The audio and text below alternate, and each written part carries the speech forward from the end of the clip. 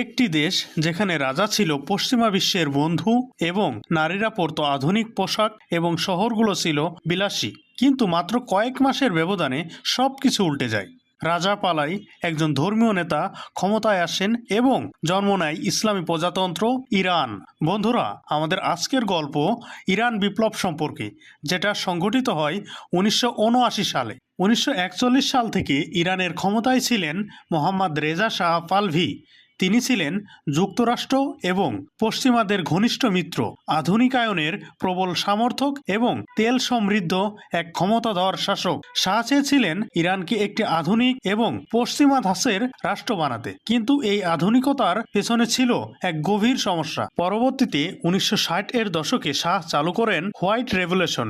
এর আওতায় থাকে ভূমি সংস্কার, নারীদের ভোটাধিকার এবং শিক্ষা ও শিল্পায়ন। কাগজে কলমে এগুলো উন্নয়ন মনে হলেও গ্রামাঞ্চলে দারিদ্রতা বেড়ে যায়, ধর্মীয় নেতারা প্রভাব হারায় এবং সাধারণ মানুষ নিজেদেরকে বিচ্ছিন্ন মনে করে। এখানে উন্নয়ন হচ্ছিল, কিন্তু জনগণ তাতে সম্মতি ছিল না। পরবর্তীতে শাহ তার ক্ষমতা ধরে রাখার জন্য গড়ে তোলেন স্যাভেক নামক একটি গোপন পুলিশ বাহিনী। এই বাহিনী বিরোধীদের গ্রেফতার করত, নির্যাতন চালাতো এবং মত প্রকাশ দমন করত।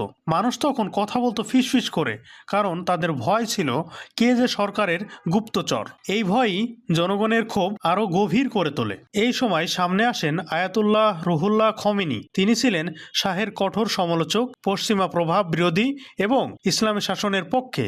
শাহ তাকে নির্বাসনে পাঠালেও খমেনির বক্তব্য ক্যাসেট টেপের মাধ্যমে সারা ইরানে ছড়িয়ে পড়ে এবং তিনি হয়ে ওঠেন বিপ্লবের মুখ।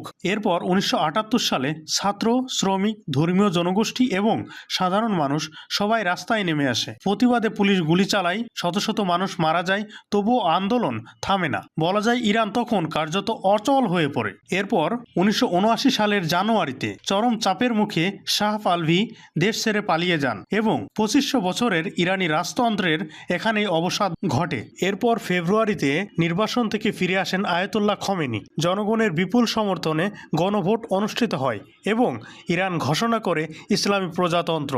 তখন সংবিধানে বড় পরিবর্তন আসে।